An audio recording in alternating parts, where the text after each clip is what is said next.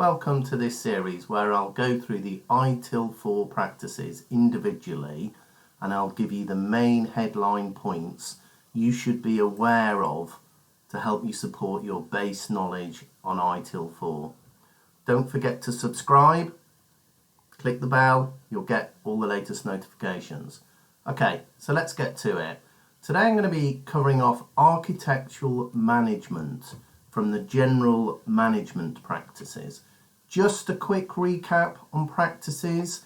These need to be embedded in your mind. A practice is a set of organisational resources designed for performing work or accomplishing an objective.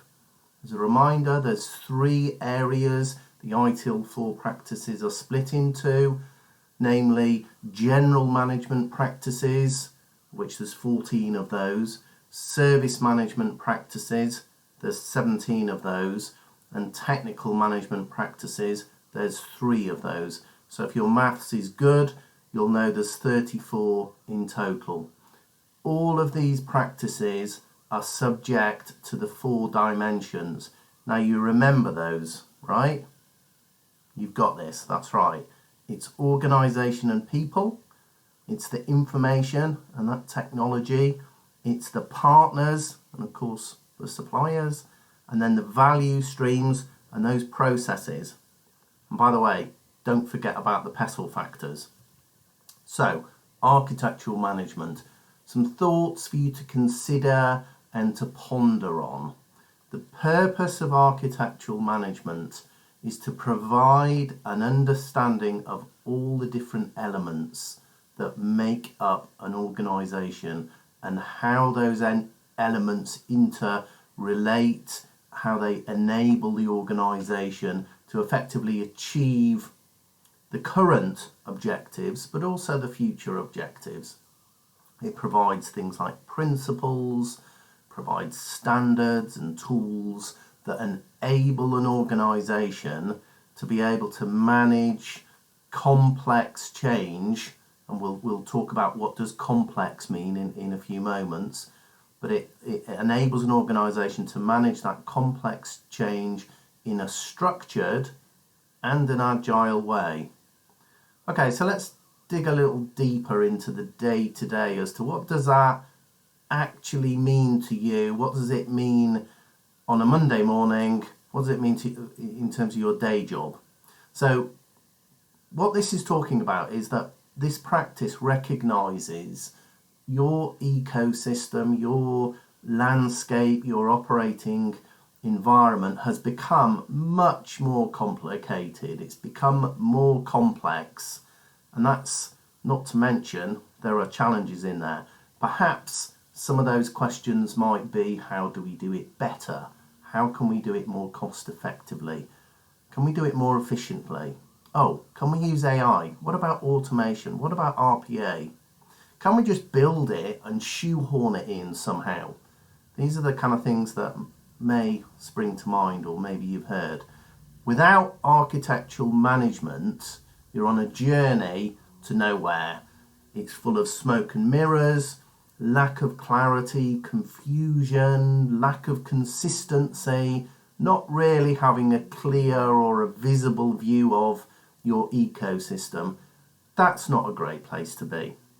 In fact, you'll end up seeing, or rather not seeing, but you'll see a myriad of complexity, service providers, services, products, contracts, legacy, SLA, equipment, hardware, software, processes, guidelines, standards, approaches being used in one way, and then the fundamentals of that approach being used in an entirely different way elsewhere. So it's important to ensure that the architectural practice covers off all the areas within your organisation's landscape. Not just one area. There's no point, for example, in it just being applicable to technology without having considerations to other areas such as business, service, information, the environment. It's really important to think holistically. In fact, you remember the ITIL4 guiding principle about holistically and the importance of that, don't you?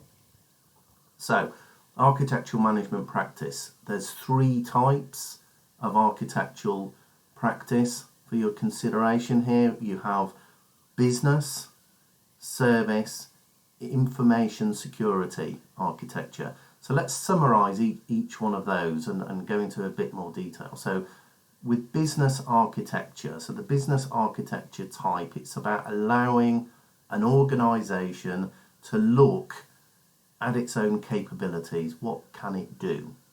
Does it dovetail? Does it fit in with the activities that really matter? Value, for example.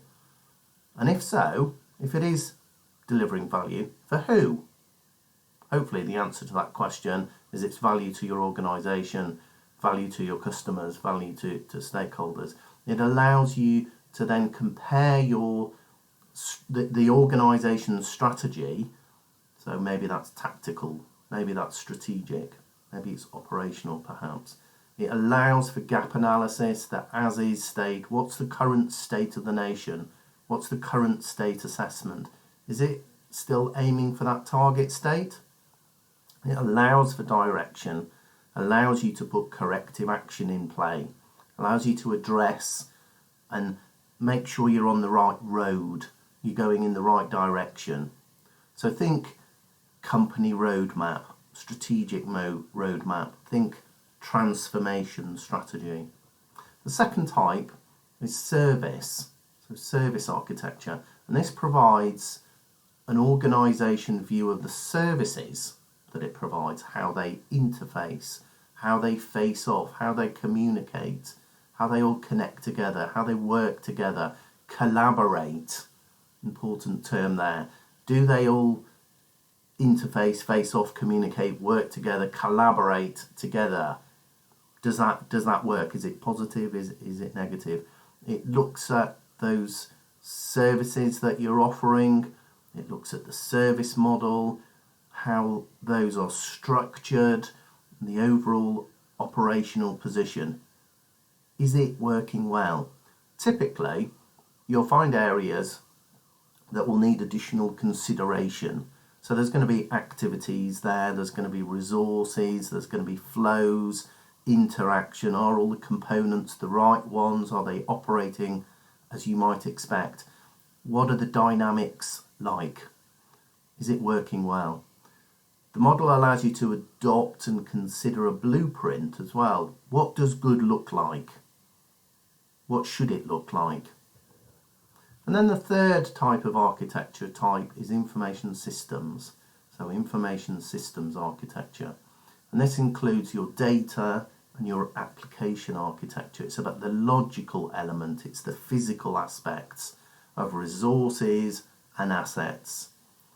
It reflects on how they are shared, how they are used over the organisation as a whole, and especially what the benefit is. So there's some conceptual thinking here around this area needs to make sure it's providing meaningful and measurable value to the organisation. It has to support decision making, so it has to think around tactical, operational, strategic decision making. Is it providing that? Big importance here around the data integrity, the data confidentiality, availability, completeness, accuracy. Information systems need to be designed with these concepts before starting, not halfway through. No, that would never happen, would it? Well, I have seen that happen. These practices are about defining software, hardware that's required for the service to operate, as well as business drivers, the environment, those PESTLE factors again. So you remember those, right? And the 4 dimensions and the PESTLE factors. Yeah, you've got this. PESTLE factors, the political, economical, social, technological, legal, environmental. I also have some videos on PESTLE factors, so do have a look at those on the channel. So those are the 3 types of architecture. The final point I just really want to mention is around the service value chain. So the architectural practice in ITIL4 is about the service value chain activities for architectural management. It forms part of it. So the service value chain, it's at the centre of the service value system. And remember those PIDOD initials. So you've got planning, improve, engage, design and transition, obtain and build, deliver and support. Those will deliver your products, those will deliver your services, which will ultimately deliver that value. In terms of architectural practice, it's involved in all of the activities, but especially 3 areas within that service value chain. And that's the plan, the improve, and the design and transition. So to reiterate, architectural practice is involved in all activities within the service value chain, but specifically and especially rather the planning, the improvement, the design and the transition activities. Thanks for listening. I'll continue to post additional videos and information around the practices in this series, so please subscribe. Thank you.